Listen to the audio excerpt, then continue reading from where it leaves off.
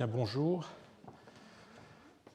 Donc, la semaine dernière, vous vous souvenez que nous avions commencé à examiner les papyrus écrits en vieux copte. Nous avions même terminé le survey de cette documentation. Et donc, la question qui se pose, c'est de savoir ce que nous enseignent ces textes écrits en vieux copte. La sociologie de leurs rédacteurs et de leurs lecteurs, contrairement à celle, on l'avait vu, plus bigarrée, dirais-je, des textes écrits en pré-vieux copte, cette sociologie est on ne peut plus claire et homogène. Nous avons affaire au milieu des temples égyptiens, ou, avec les textes magiques qui sont pour une part un peu plus tardifs, des milieux en connexion avec les temples ou la religion égyptienne traditionnelle. La fonction du vieux copte dans ces textes est globalement d'aider à vocaliser l'égyptien, fonction d'autant plus importante que la bonne prononciation de ces formules est essentielle pour leur performativité. On sait, je cite ici Franz Cumont, dans son Égypte des astrologues, on sait, dit-il, quelle valeur superstitieuse les Égyptiens attachaient à ce que leurs prières fussent prononcées avec l'intonation juste. L'efficacité des formules rituelles dépendait de cette exacte énonciation. Alors, outre l'absence de vocalisation propre à l'écriture égyptienne, se pose aussi de façon de plus en plus aiguë l'écart grandissant entre la langue parlée et l'orthographe des écritures hiératiques et démotiques. Pour cela, les prêtres ont développé un système de translittération à base des lettres de l'alphabet grec complété de signes notant des sons qui sont inconnus à la langue grecque et qui dérivent du démotique. Alors, si l'on fait un tableau comparatif de ces signes rencontrés dans les textes en vieux copte, on est frappé par deux choses. Alors, je vous ai mis à l'écran le tableau qu'a fait Rudolf Kasser dans la Coptic Encyclopedia, qui prend en compte une grande partie des témoins en vieux copte. Je vous montrerai peut-être à l'écran un autre tableau qui est plus ancien et qui est plus parlant parce que les signes sont dessinés tels qu'ils se trouvent sur les papyrus, tableau que nous devons à Walter Crum et qu'il a publié dans le Journal of Egyptian Archaeology de 1942. Et donc, on est frappé par deux choses. Tout d'abord, par leur ressemblance avec ceux qui seront définitivement adoptés par le copte proprement dit, et vous le voyez, même avec des exemples anciens, vous voyez par exemple le son che, le shai, qui va donner le signe copte que vous avez ici, le fai qui est extrêmement proche, le ori, qui est l'aspiration, qui déjà au début du IIe siècle a la forme qu'il aura ensuite en copte, etc. Alors vous pouvez aussi noter quelques évolutions, ce tableau est assez instructif parce qu'on voit par exemple comment le son de jeu, le janja copte, les signes précédents qui permettent, qui ponctuent l'évolution jusqu'au signe définitif. Alors ça, c'est la première chose, donc la ressemblance de ces signes dans les documents en pré-vieux copte, en vieux copte, leur ressemblance avec les signes supplémentaires que l'on a dans les documents coptes, sur lequel j'aurai l'occasion de revenir évidemment après. Le deuxième phénomène qui est frappant, c'est la relative homogénéité que renvoient des textes de régions aussi différentes que le Fayoum, Oxyrhynchos, Thèbes, malgré quelques différences formelles, notamment les deux formes du che que vous avez à l'écran, ou bien des différences aussi phonétiques dans le rendu, par exemple, du son che par le démotique, soit che, soit le H4, etc. Bon. Mais globalement, on voit une relative homogénéité.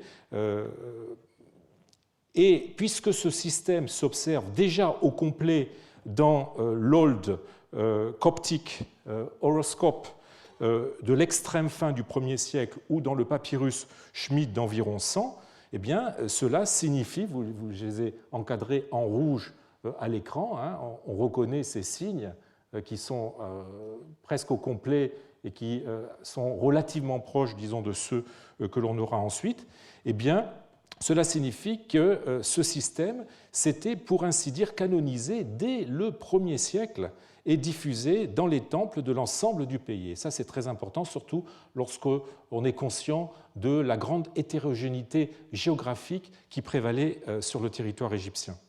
Le copte a donc trouvé un système déjà bien au point et répandu qu'il n'a eu qu'à reprendre et adapter. On peut d'ores et déjà se demander si la différence que nous faisons entre vieux copte et copte est fondée ou si elle ne résulte pas plutôt d'une projection rétrospective que nous faisons du profil de leurs acteurs, un païen d'un côté, chrétien de l'autre, alors que l'écriture, et pour une part, la langue, semblerait nous inciter à y voir un phénomène plutôt continu. Nous verrons qu'il y a cependant des ruptures aussi bien dans l'écriture graphique que dans la langue, rupture linguistique. Rupture entre les deux qui justifie au moins méthodologiquement que le vieux copte et le copte soient distingués. Mais ne brûlons pas les étapes et revenons au vieux copte, dont il nous reste à évaluer les raisons de son développement en termes, je dirais, historiques et sociolinguistiques. Alors j'ai évoqué plus haut, dans la semaine dernière, je crois, l'hypothèse que j'ai faite un instant partiellement mienne, qui consiste à voir dans le vieux copte l'indice d'un déclin de la maîtrise des écritures égyptiennes traditionnelles de plus en plus complexes. L'égyptien, pratiqué par les prêtres à destination des parois des temples et des manuscrits religieux, cet Égyptien avait connu dès l'époque ptolémaïque une complexification accentuée à l'époque romaine qui conduit à la multiplication des signes et de leur valeur phonétique, permettant de jouer sur la valeur, dirais-je, iconique des signes par de savants jeux de mots, par des espèces de rébus, aboutissant à ce que l'on a appelé une cryptographie hiéroglyphique. Je reviendrai l'an prochain sur ce phénomène au sujet du philosophe alexandrin Horapollon.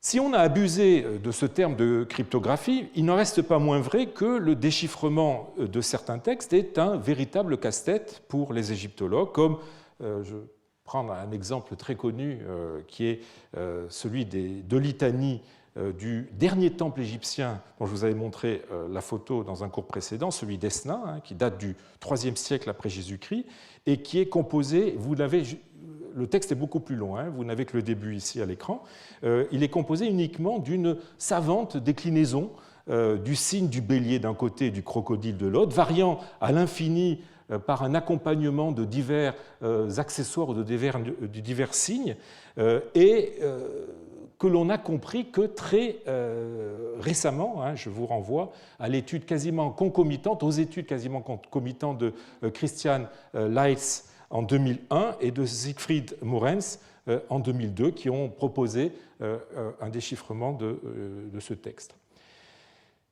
Alors d'aucuns ont proposé de voir dans cet ésotérisme croissant de l'écriture hiéroglyphique la cause de sa propre fin.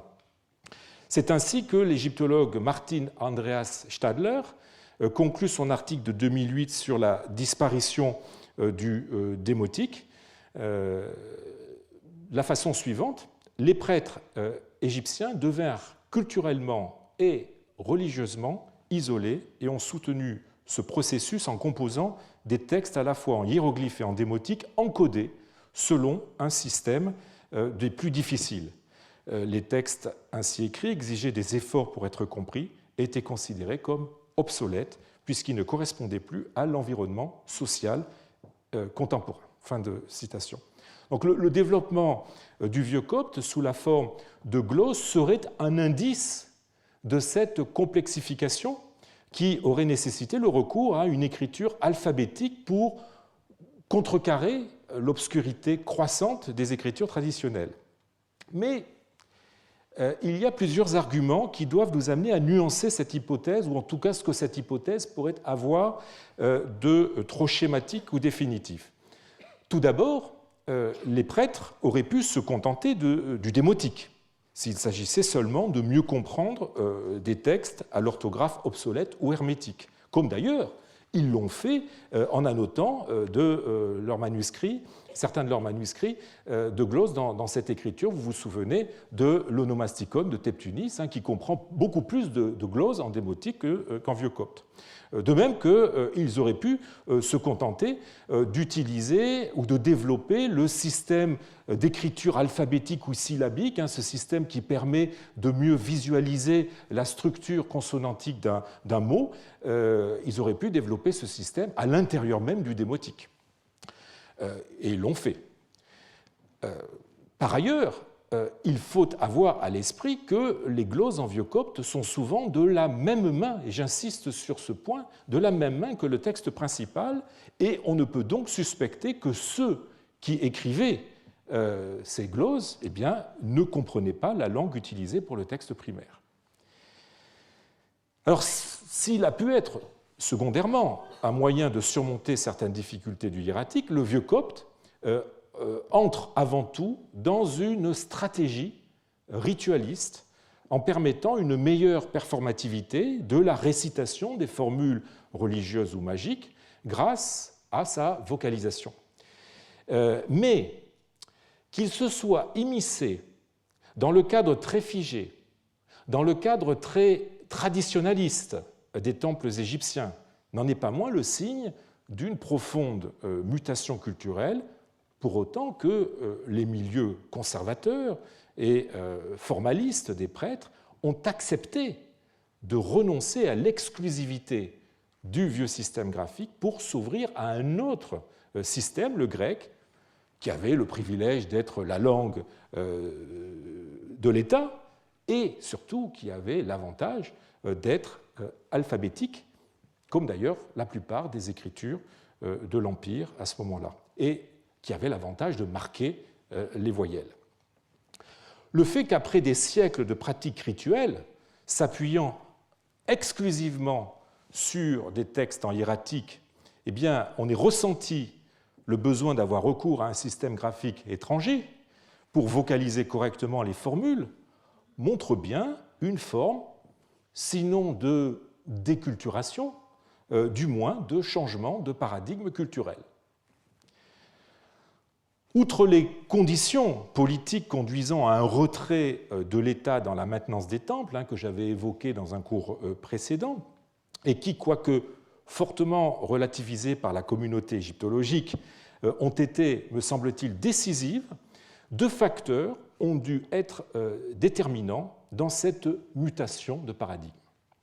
Le premier est le rôle pédagogique dont a été très tôt investi le vieux copte, comme en témoignent les glosses des manuels sacerdotaux de Teptunis et, je dirais plus visiblement encore, les ostracas scolaires de Narmoutis, que j'avais eu l'occasion de montrer.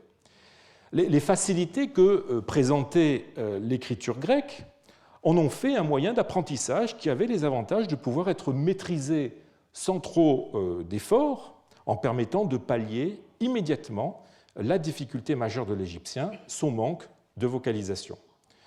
Un système éducatif, dit graphique, semble donc s'être développé, le vieux copte étant cantonné à une fonction auxiliaire, certes, mais néanmoins de plus en plus vitale.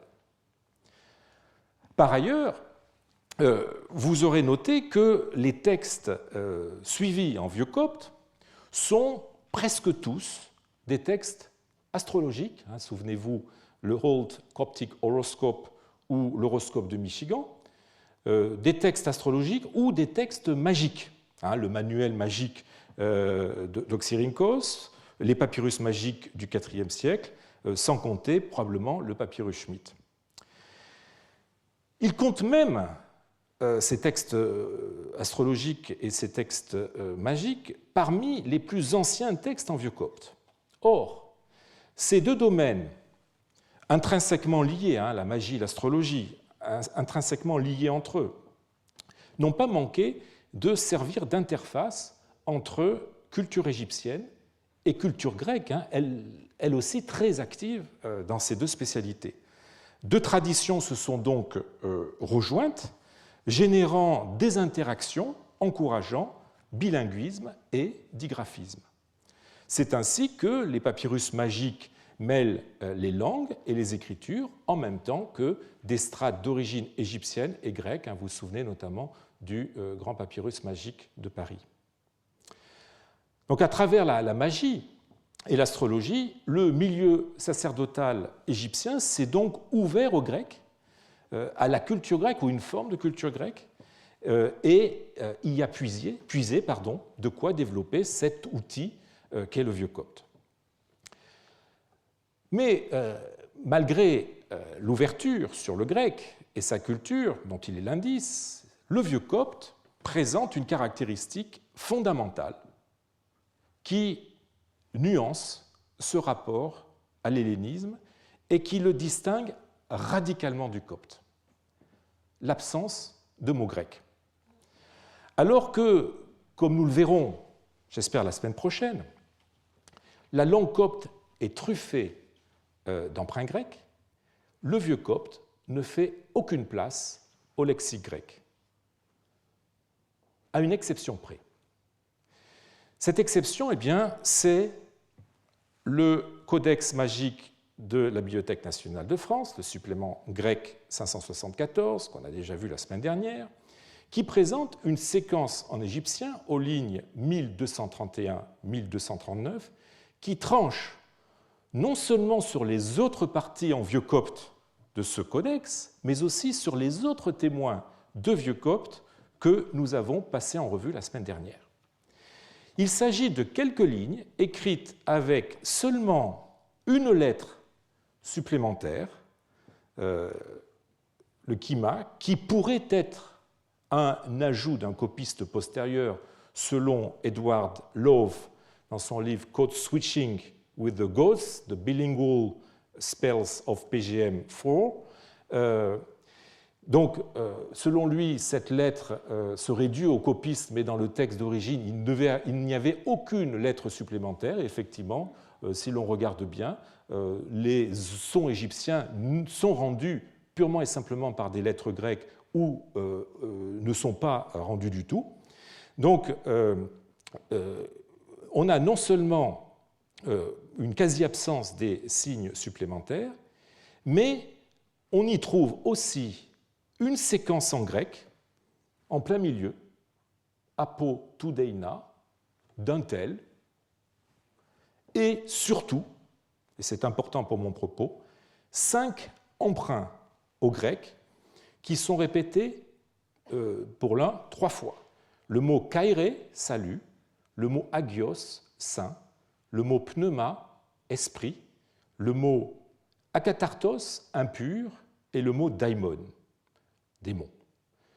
Ces emprunts sont, on va dire, une première dans nos textes en vieux copte. Je vous lis la traduction de ce court texte. Salut, c'est une formule d'exorcisme. Salut, Dieu d'Abraham. J'ai mis en bleu les mots grecs. Tout le reste, évidemment, est en égyptien. Salut, Dieu d'Abraham. Salut, Dieu d'Isaac. Salut, Dieu de Jacob. Jésus l'excellent ou le Christ. C'est l'ambiguïté qu'il y a avec le mot Christos. On ne sait pas si c'est une forme iotacisante pour Christos, le Christ, ou si ça signifie Christos, l'excellent. Jésus, l'excellent, le Saint-Esprit, le Fils du Père qui est au-dessus des 7, qui est à l'intérieur des 7, apportez Yahoo Sabaoth, puisse votre puissance émaner d'un tel, et là on a cette expression grecque telle qu'elle, jusqu'à ce que vous chassiez celui-ci, cet impur démon, Satan, qui est en lui. Eh bien, si vous faites le compte, vous avez 30% des mots de ce texte qui sont en grec. Or, il se trouve que, malgré, je dirais, sa place dans un papyrus magique, ce texte est une invocation chrétienne, vous l'avez bien vu, et que la langue est déjà pleinement du copte.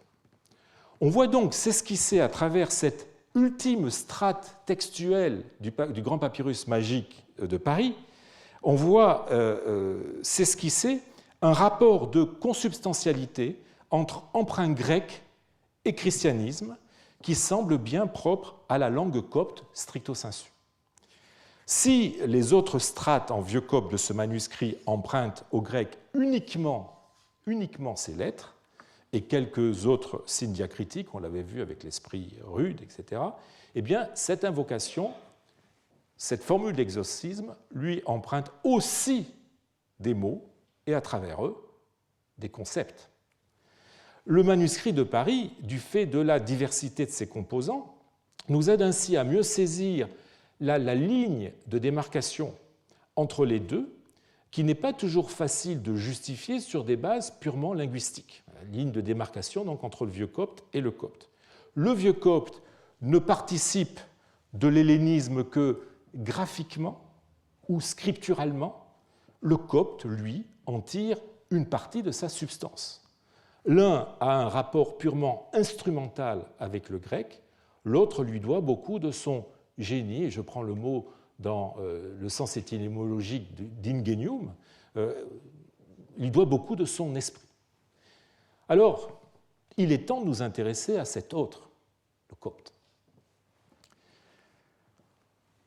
Le copte est attesté dès ses premières manifestations écrites dans des cercles radicalement différents de ceux dans lesquels nous ont introduit les textes en vieux copte, alors que le copte lui doit beaucoup, d'un point de vue graphique, on l'a vu. Contrairement au vieux copte, l'initiative est due à des chrétiens appartenant à des milieux égyptiens et hellénophones, dont il nous faudra mieux cerner le profil, j'espère la semaine prochaine. Elle n'a pas, la finalité de ce copte n'a pas, ce vieux copte n'a pas pour finalité de préserver le patrimoine textuel de plus en plus ésotérique, on l'a vu, d'une religion en fin de parcours, mais de permettre aux Égyptiens de reconquérir un moyen de communication quotidien entre eux, tout en s'appropriant, dans leur propre langue, le texte des Écritures, les textes scripturaires d'une religion en pleine expansion. Les détails de l'émergence du copte sont passablement flous. On subodore qu'au IIIe siècle, parmi divers essais de translittération de la langue égyptienne parlée, l'un est prévalu et se soit diffusé et canonisé par des moyens encore peu clairs pour donner naissance au copte proprement dit. Mais tout cela reste vague, tout cela reste hypothétique. On aimerait pouvoir mettre un nom sur l'auteur ou sur les auteurs de cette invention, ou pour voir, disons, à tout le moins, mieux comprendre le processus exact selon lequel le copte proprement dit s'est canonisé et diffusé. De la même façon qu'on parvient à documenter assez précisément l'émergence d'autres écritures de la même période dans d'autres régions.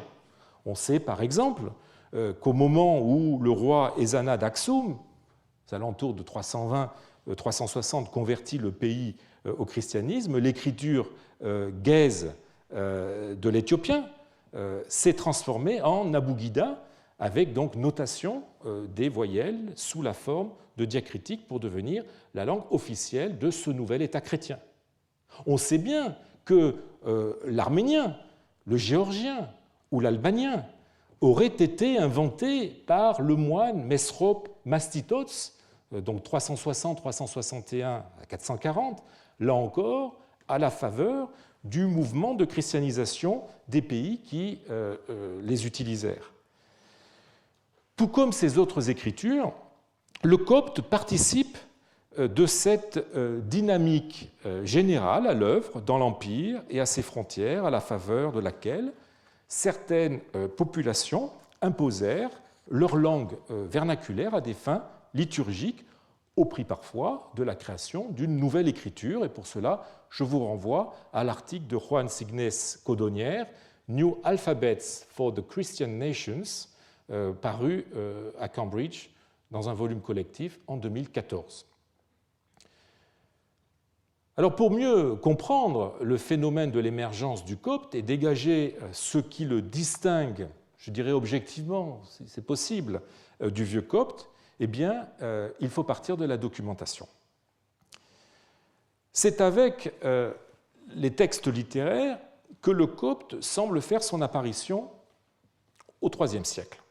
Alors cette date du IIIe siècle est traditionnellement avancée, disons, pour les premiers textes, est cependant sujette à caution, comme nous allons le voir. Aucun texte n'est assurément assignable à ce siècle, une datation au IVe étant possible, même pour certains souhaitable.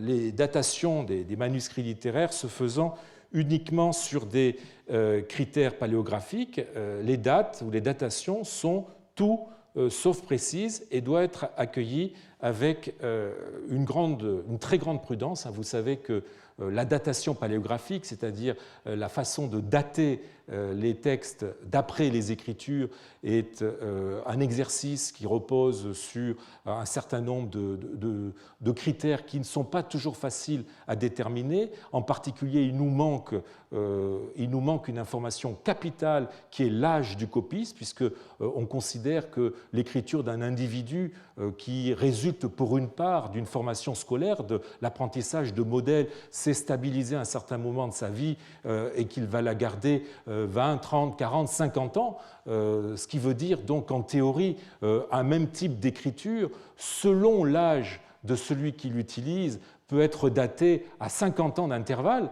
et malheureusement, cette information, l'âge du copiste, nous manque toujours. Donc, la datation paléographique est un exercice extrêmement délicat, et les résultats doivent être toujours accueillis avec la plus grande prudence, d'autant plus que là, il s'agit de textes en copte, domaine dans lequel la paléographie a encore un certain nombre de progrès à accomplir. Et donc, aux limites épistémologiques de la datation paléographique, dont je viens d'en parler rapidement, s'ajoute la tendance, j'espère inconsciente, des éditeurs à antidater les manuscrits qu'ils éditent pour leur donner plus d'importance, tendance qui s'est accentuée ces dernières décennies avec les manuscrits chrétiens qui ont fait l'objet, par certains, d'un rajeunissement massif participant d'une espèce de révisionnisme. Ces problèmes de datation mis à part, le groupe des plus anciens manuscrits coptes est caractérisé par une forte proportion de témoins où le copte ne prend pas la forme d'un texte suivi, mais là encore de gloses ou en tout cas d'autres formes discontinues, ce qui, nous le verrons, n'est pas anodin. Alors je vous propose de passer en revue ces textes en portant une attention toute particulière à leur date, mais aussi et surtout à leur ambiance socioculturelle. C'est ça qui nous importe, c'est essayer, à travers les textes, de découvrir, de voir quels sont les gens qui les utilisaient. Le texte réputé le plus ancien est un exemplaire grec du livre d'Isaïe, pourvu de gloses marginales en copte, qui appartient maintenant, pour sa plus grande part, à la Chester Beatty Library. Deux feuillets de ce codex faisaient jadis partie de la collection Merton, et un fragment a été retrouvé aussi à la Bibliotheca Lawrenceana, faisant partie de ce codex. Comme souvent, il s'agit d'une découverte clandestine. Un même ensemble documentaire, une même unité documentaire a pu être démembrée et se retrouver dans différentes collections. Ce codex a été édité par Frédéric Kenyon, le travail d'édition des gloses étant plus spécifiquement dû au grand coptisant Walter Crum. Le codex devait être originellement un cahier unique de 56 feuillets, découvert clandestinement. Sa provenance a été très discutée. On a proposé Aphroditopolis, c'est-à-dire Atfir maintenant. Certains ont proposé la Haute-Égypte, et en raison des traits dialectaux de ces gloses en vieux copte, puisqu'il y a un certain nombre de dialectes sur lesquels j'aurai l'occasion de revenir en copte, en raison des traits dialectaux, une forme de fayoumik ancien, on a proposé aussi, pour la provenance de ce codex, évidemment, le fayoum. Sa datation ne fait pas non plus l'unanimité. les premiers éditeurs, Kenyon pour le papyrus Chester Beatty et Harold Bell et Colin Roberts pour le papyrus Merton, qui s'y rattache, ont placé la copie au IIIe siècle, et plutôt la première moitié de ce siècle. L'analyse paléographique la plus récente qui a été faite de ce manuscrit, Paola Degni, dans les Papyrologica Florentina, le volume 30, sous le numéro 29, eh bien, préfère le IIe siècle, tout en faisant suivre cette datation d'un point d'interrogation. Alors, est-ce à dire que, là je vous parle de la datation du texte principal, du texte grec, est-ce à dire que les gloses marginales sont aussi de cette date, ce qui en ferait un témoin exceptionnellement ancien de copte et, à vrai dire, assez peu vraisemblable.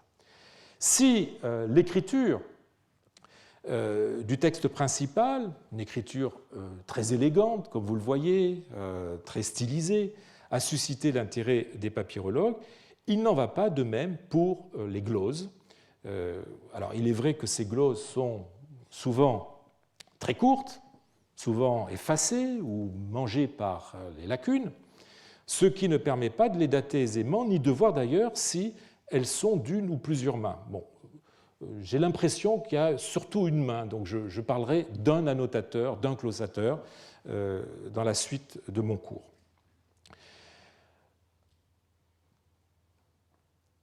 Kenyon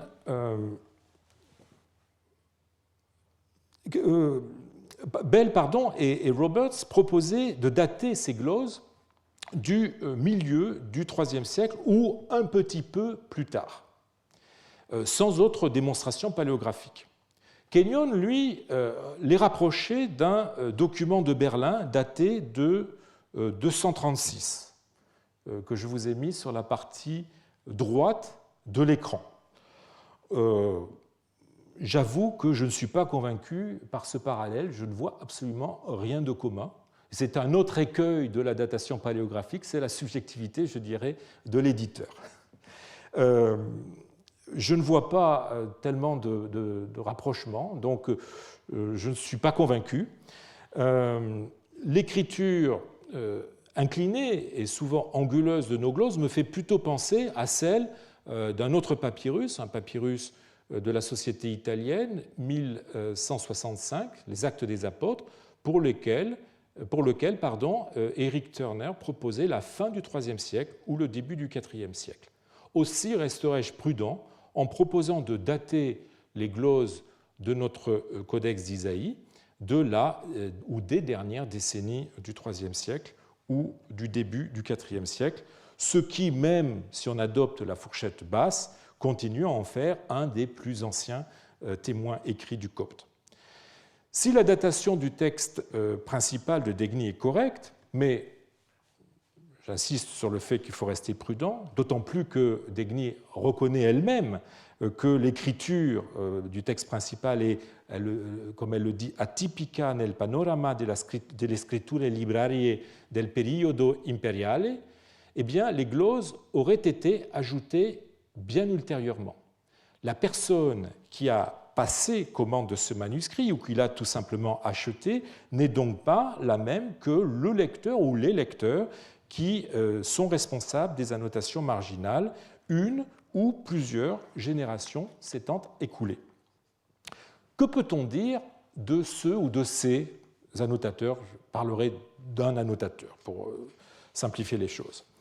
Il nous faut, pour répondre, regarder de près la cinquantaine de gloses conservées. Alors, je ne vais pas passer en revue les 50 gloses, ne vous effrayez pas, mais je vais malgré tout devoir rentrer dans des détails dont vous me pardonnerez, j'espère, la technicité, mais vous savez que c'est toujours dans les détails que se niche le diable, en l'occurrence des informations qui permettent de replacer ce livre dans le contexte culturel de ses lecteurs. Et du reste, la date incunable de ce manuscrit en fait un témoin exceptionnel de la naissance du copte qui mérite, me semble-t-il, qu'on en scrute tous les détails. Alors, on va essayer de faire parler, coûte que coûte, ce manuscrit. Les gloses ont la particularité d'être, je l'ai dit, en fayoumique, comme nous montre de façon indubitable, entre autres, la substitution du lambda à rho. C'est une caractéristique, ce qu'on appelle le lambdacisme, caractéristique de l'égyptien parlé dans cette région de l'Égypte. Je vous ai mis un exemple, mer, cindre, qui est écrit dans ces gloses, mel. Ces gloses ont aussi la particularité de ne pas contenir de lettres supplémentaires pour les phonèmes proprement égyptiens. Ainsi, le shai, le che est rendu par un sigma. Vous avez un exemple avec steltol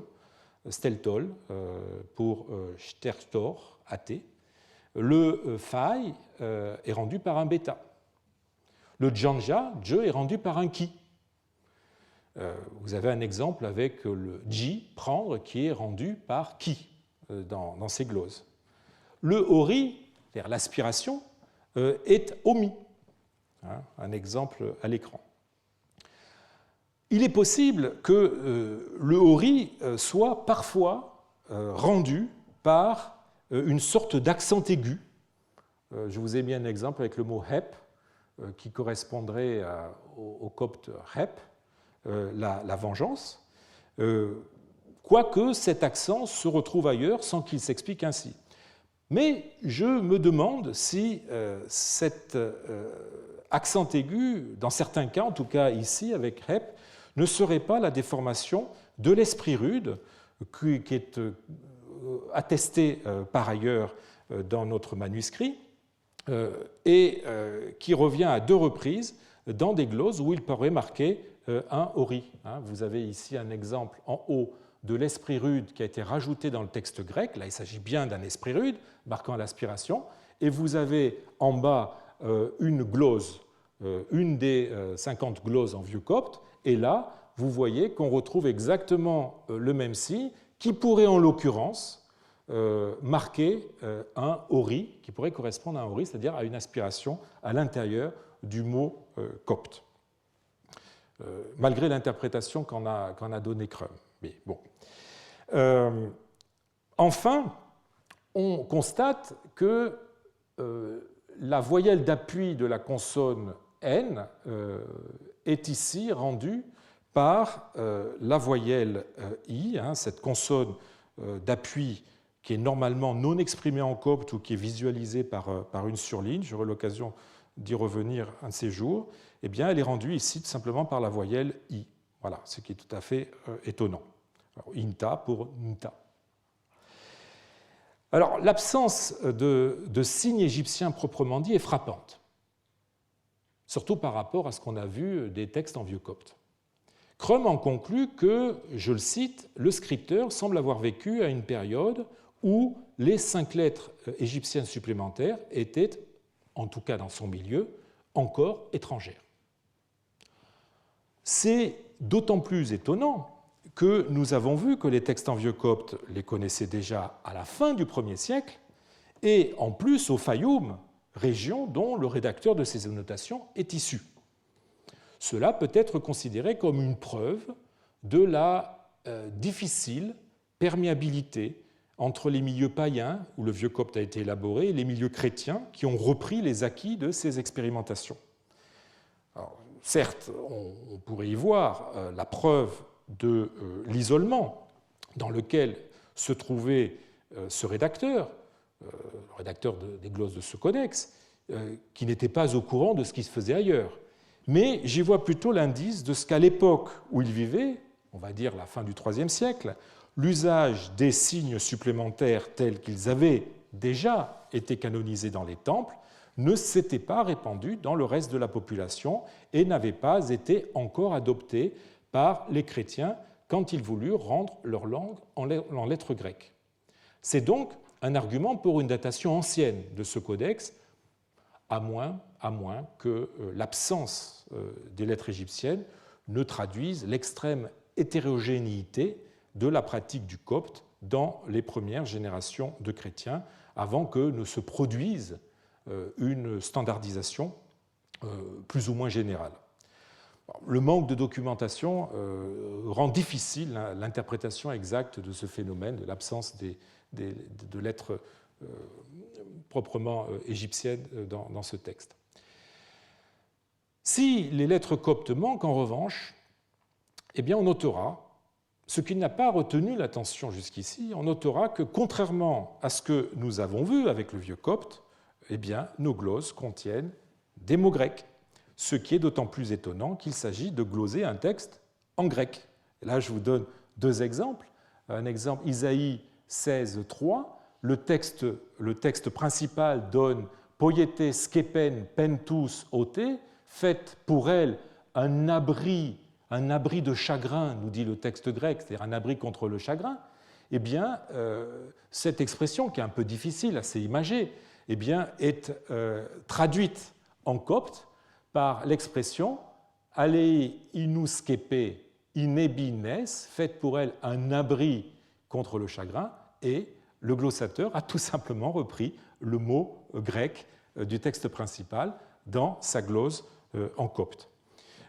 Autre exemple, Isaïe 55.4, le texte grec donne archonta kai prostasonta, c'est-à-dire dirigeant et ordonnant, et cette expression est traduite dans une glose marginale sous la forme narkon epseni, c'est-à-dire chef, archon, donnant des ordres, et vous voyez que là encore, c'est le même mot, archon, le participe à valeur substantivale, qui est repris dans la glose. Alors, ces deux mots, quoique se trouvant dans le texte grec, sont repris tels quels en copte, montrant qu'ils faisaient partie des vocables grecs intégrés dans la langue copte, ce que prouve, évidemment, quand on glose un texte, on glose avec une langue qui est censée être intelligible de tous, qui est censé être d'un niveau stylistique et lexical plus aisé que celui du texte principal. Donc cela prouve que les documents, que ces termes faisaient partie de la langue parlée, ce que prouvent justement les documents le plus proches de la langue de tous les jours, que sont ou plus proches, disons, que sont les gloses, les papyrus documentaires. Nous retrouvons effectivement le mot sképé ou le mot archon assez couramment, surtout pour le second, dans les documents en copte. On retrouve donc là encore une caractéristique du copte qui nous avait frappé par rapport au vieux copte, c'est sa forte intégration du lexique grec, phénomène sur lequel je reviendrai beaucoup plus en détail. La dépendance de nos glosses vis-à-vis du grec est encore plus visible du point de vue paléographique. Outre que l'écriture est typique de celle en usage pour un texte littéraire ou paralittéraire grec, on y retrouve des usages de la librairie grecque.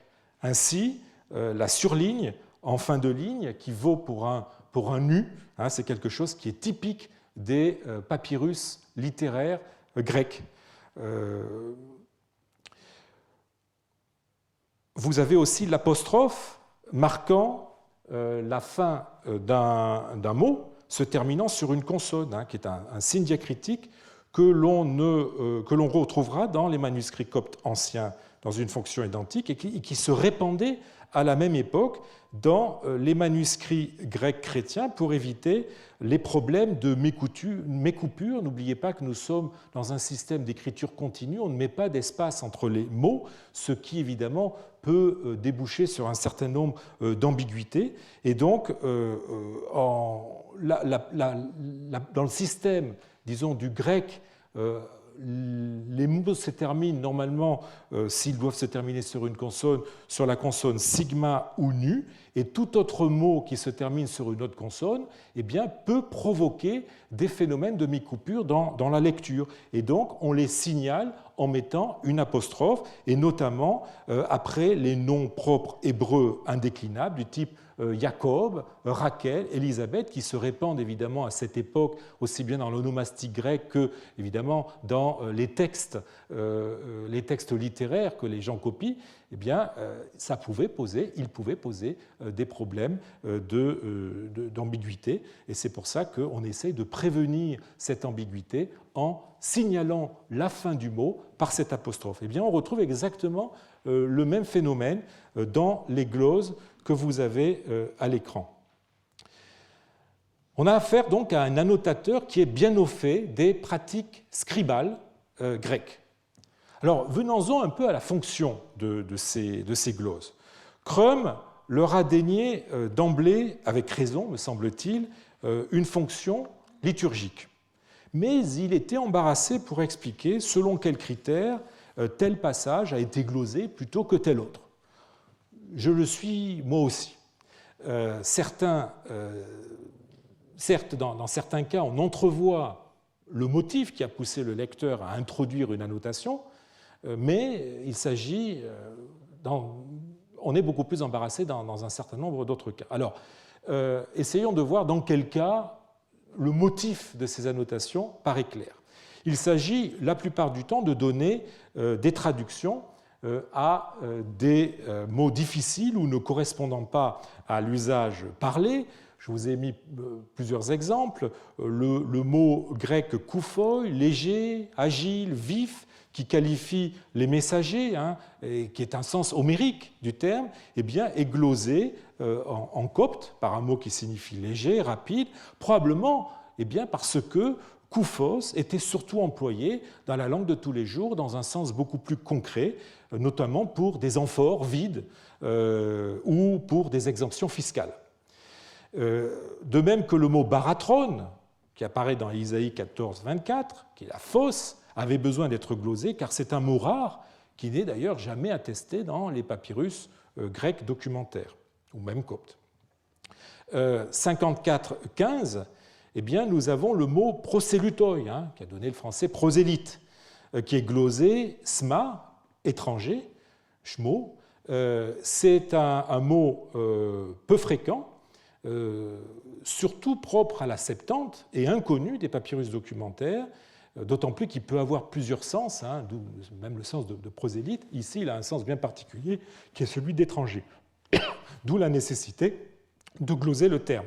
Et vous avez un terme qui appartient à peu près au même champ sémantique, qui est allogénès, qui est pris aussi dans le sens d'étranger, qui lui aussi est un terme propre à la Septante et au Nouveau Testament, ainsi que Philon, Flavius Joseph, et qui est absent des textes documentaires, ce qui explique qu'on ait ressenti le besoin de devoir lui donner une traduction dans ce codex. Alors on trouve aussi des traductions pour des formes verbales jugées difficiles. Alors je vous ai mis quelques exemples. Vous avez une forme irrégulière du verbe courant, erkomai, qui veut dire aller en grec, qui est epelosontai, ils iront vers toi, dit le texte d'Isaïe, eh bien, qui est glosé, eu epot et là, ils iront vers toi. Et pourquoi avoir glosé ce terme, cette expression? Probablement à cause justement de cette forme de futur du verbe erkomai, qui pouvait ne pas être connu, ou jugé, disons, compliqué. C'est vrai qu'on ne la retrouve pas si fréquemment que cela dans les papyrus documentaires. C'est peut-être aussi une autre forme de futur, cette fois-ci au participe, qui a été jugée digne d'une glose en 59-18, l'expression os antapodoson antapodosin, comme s'il allait rendre ce qu'il doit, eh bien, a été glosée par une expression qui a paru mystérieuse à Crum et que je vous propose de comprendre par à la façon de ceux qui apporteront, là encore, futur, qui apporteront, sous-entendu ce qu'ils doivent, c'est-à-dire l'antapodosine du texte grec. Le participe futur grec, antapodoson, qui est un présent, un futur du participe futur, eh bien, rarement usité, pouvait induire en erreur, d'où le fait qu'on ait éprouvé la nécessité de le gloser. Vous pouvez aussi avoir des traductions à des constructions qui peuvent paraître plus compliquées. Par exemple, os an du texte grec qui est glosé par intere alesan de la façon que si ou comme si. Bon. Alors, les gloses de ce manuscrit ne sont pas toujours des traductions. Elles peuvent être aussi de nature exégétique. Elles peuvent donner des explications. C'est le cas de Isaïe 54.1, vous avez le texte grec qui dit « les nombreux enfants de la déserte ». De la déserte. Tess eremou est une expression qui peut paraître assez incompréhensible. C'est pour ça que quelqu'un a rajouté dans la marge « Seion », qui n'avait pas été compris par Crum et qui est évidemment Sion. Et effectivement, il est question ici de Sion. Bon. Mais dans bien des cas, je l'ai dit, on est embarrassé pour comprendre ce qui a pu motiver l'ajout d'une glose. Ainsi, pourquoi gloser ekdicéos, vengeance, châtiment, mot qui n'a rien de très compliqué, mot sans difficulté qui faisait partie du vocabulaire courant, comme le montrent tant de pétitions. Pourquoi avoir glosé macrunon, allongeant, qui vient de macros? Pourquoi avoir glosé une expression aussi banale que épicé vers toi, etc., etc. On pourrait multiplier les exemples. Alors, on ne peut malgré tout, on ne doit pas aller jusqu'à dire, comme le fait Crum, que même le mot Dieu, le mot Dieu, en 44.5, a fait l'objet d'une annotation où vous avez ici le papyrus. Selon Crum, on lit dans la marge empnuti, de Dieu, et qui gloserait le mot Dieu qui se trouve juste ici ou là, ou alors ça serait peut-être, dit Crum, une façon d'expliquer cette abréviation un peu bizarre où, à la place de Théou ou Théos, vous avez juste la première lettre et la dernière lettre, c'est ce qu'on appelle le système des nomina sacra. Il est évident que cette explication ne tient pas, puisque Dieu est répété des centaines de fois avant dans le texte et abrégé toujours de la même façon, sans faire l'objet d'une glose. Mais en fait, si on regarde le texte d'un petit peu plus près, on se rend compte qu'il y a des traces d'une ligne juste avant. On ne le voit pas très bien, donc en fait, il y a une ligne, c'est une glose sur 3 lignes, et donc la glose est centrée en face, non pas de cette ligne ou de celle-là, mais de celle-là. Et donc, elle doit porter nécessairement sur un mot de cette ligne. Et le mot, c'est évidemment Israël, qui, le texte dit, un autre inscrira sur sa main « Je suis à Dieu » et s'appellera par le nom d'Israël. Alors, cette glose, malheureusement, il nous manque le début, donc je ne peux pas vous la traduire ou vous donner son contenu exact, mais cette glose donnait peut-être l'étymologie d'Israël, ou expliquer le texte par une remarque du type que pourquoi Israël, c'est en tant que peuple de Dieu. Bon. Alors, embarrassés comme nous le sommes à comprendre la finalité de ces gloses, nous voilà du même coup en difficulté pour définir le profil de celui qui les a écrites. Certaines gloses semblent aller dans le sens d'une compréhension limitée du texte grec et pourraient donner l'impression qu'elles étaient destinées à aider des coptophones maîtrisant mal le grec. Cela ne veut pas dire pour autant qu'elles sont le fait d'écoliers ou d'apprentis hellénophones. En effet, les éditeurs omettent de signaler 2 faits importants. Premièrement, nous n'avons pas que des gloses en copte, mais nous avons au moins une glose en grec en Isaïe 18.3. Vous avez ici le texte, la photo et le texte, et vous voyez que le texte nous dit « Et maintenant les fleuves de la terre seront tous comme la terre habitée ». Et dans la marge, vous avez « Xerantesontai », c'est-à-dire « ils s'assécheront ». Donc il s'agit bien d'une glose grecque. Or, il est bien possible que cette glose grecque soit de la même main que celle en copte. Vous en avez un exemple sur le même folio.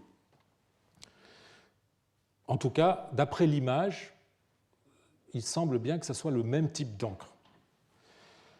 La deuxième chose qu'il faut remarquer, c'est que le texte grec présente des corrections interlinéaires qui sont assurément de la même main que les gloses coptes marginales. Je vous en donne des exemples. Vous voyez par exemple Isaïe 60, 20, la proposition N dans qui a été ajouté devant le pronom soi, et on remarquera que la forme du epsilon et du nu est identique à celle que l'on observe dans les gloses marginales coptes. Vous en avez une juste à côté, ce qui nous permet de faire aisément la comparaison. Vous voyez que c'est exactement la même écriture.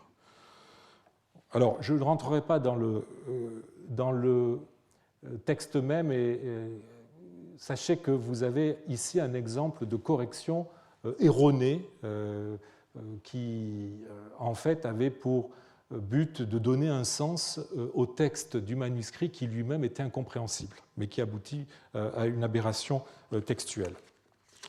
Vous avez un autre exemple avec Isaïe 56, 11, où le texte d'origine avait commis une erreur en remplaçant la bonne version par une autre qui était incompréhensible, et le glossateur a rajouté quelque chose dans l'interligne, vous avez ici, et vous voyez que l'écriture, là encore, est tout à fait proche, si ce n'est identique, à celle des gloses marginales. Un troisième exemple, avec, peut-être encore plus clair, avec cette fois-ci une correction parfaitement justifiée dans le texte écrit par le premier copiste. Eh bien, certains mots avaient été oubliés et l'annotateur, le glossateur, a rajouté les mots qui avaient été oubliés, que j'ai signalés par des traits obliques, comme nous le faisons dans une édition papyrologique. Ces corrections sont donc le fait de quelqu'un qui comprend bien le texte grec et qui essaie de redonner une logique à un texte altéré. Elles montrent aussi qu'il avait à sa disposition un autre exemplaire sur lequel il a collationné le sien en jouant le rôle de ce qu'on appelle un diortotes, c'est-à-dire un correcteur. Vous savez que les manuscrits anciens étaient copiés par une personne et ensuite étaient relus par ce qu'on appelle le diortotes, le diortote, le correcteur, qui corrigeait les fautes, notamment en collationnant le manuscrit sur un autre exemplaire. Enfin et surtout, elle montre que l'annotateur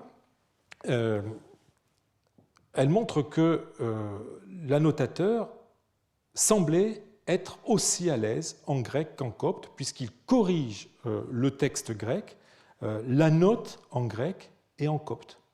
Aussi, ces conclusions jettent-elles des lumières nouvelles sur la façon d'interpréter les gloses en copte, qui ne concernent pas toujours des séquences qui nous semblent obscures en grec. On peut donc les interpréter de deux façons assez différentes. Je vous propose les deux hypothèses. Les glosses coptes dont l'annotateur a pourvu cet exemplaire n'auraient pas été forcément à l'usage personnel de l'annotateur, mais elles ont pu être à destination de lecteurs dont le niveau de grec n'était pas nécessairement aussi bon que le sien, ce qui expliquerait qu'on comprenne mal la nécessité de certaines d'entre elles. L'annotateur serait donc une espèce de passeur, un individu en charge de la formation, par exemple de jeunes, pour laquelle il élabore un matériau pédagogique. Deuxième hypothèse, les gloses auraient été des notes personnelles que l'annotateur a jugé digne de mettre par écrit pour ses besoins. Alors, cette hypothèse aurait deux implications. Soit l'annotateur ne serait pas encore bien familiarisé avec le texte de la Septante, notamment celui parfois difficile, car très imagé, très métaphorique, d'Isaïe. Soit, si on interprète les gloses non comme une aide à la compréhension du texte grec, mais comme une aide à l'élaboration d'une version copte écrite ou orale de la Septante, qui aurait pu être en arrière-plan de ce travail, eh bien, il faudrait penser que l'annotateur aurait essayé d'élaborer en copte des séquences qui pouvaient poser problème à une époque où des versions standardisées des écritures en langue vernaculaire n'existaient pas encore ou étaient mal diffusées. Dans les deux cas, ces glosses seraient l'indice d'une époque assez haute où le lectorat n'était pas encore familiarisé avec le texte grec ou cherchait à transférer ce dernier en langue égyptienne. Alors, quelle que soit l'interprétation que l'on choisit, on insistera sur le bilinguisme de l'annotateur et son excellente maîtrise des pratiques lettrées grecques, tout autant que sa connaissance des pratiques de la librairie grecque. Il sait collationner un texte sur un autre, l'amender, l'interpréter. Il maîtrise l'écriture grecque dans ses derniers raffinements, avec les signes diacritiques qu'il importe, en les adaptant dans l'écriture copte. Les limites qu'on serait tenté de saisir chez lui sont plutôt du côté de son copte. Disons, les limites qu'on serait tenté de saisir du côté de son copte serait en fait à mettre plutôt sur le compte soit d'un stade encore rudimentaire du développement de l'écriture copte, soit d'une phase encore très ancienne de l'élaboration d'une version vernaculaire des écritures. Je serais très tenté, et je finirai là-dessus, de rapprocher le profil de notre glossateur de celui de l'auteur de la formule d'exorcisme du grand papyrus magique de Paris. On retrouve dans les gloses du P. Chester Beatty et dans la prière du papyrus de la Bibliothèque nationale de France les mêmes caractéristiques fondamentales, une quasi-absence de lettres supplémentaires, vous vous en souvenez, une dépendance au lexique grec sous la forme d'emprunt, enfin, et évidemment une pratique de l'écrit au service de la nouvelle religion, le christianisme. Et là, vous voyez, on saisit vraiment une communauté de milieu. Alors j'ai été un petit peu long avec ce papyrus, mais je crois que les résultats que nous avons obtenus en valaient la peine. Je serai plus rapide avec les autres textes et je voudrais que la semaine prochaine, nous terminions de passer en revue ces premiers textes coptes pour nous atteler à une tâche délicate, mais j'espère ô combien exaltante, qui sera celle d'essayer de comprendre qui sont ces personnes qui ont utilisé ce nouveau médium écrit qu'a été le copte et comment il se situe par rapport aux anciens, ceux qui utilisaient le vieux copte, et par rapport aux hellénophones. Je vous remercie.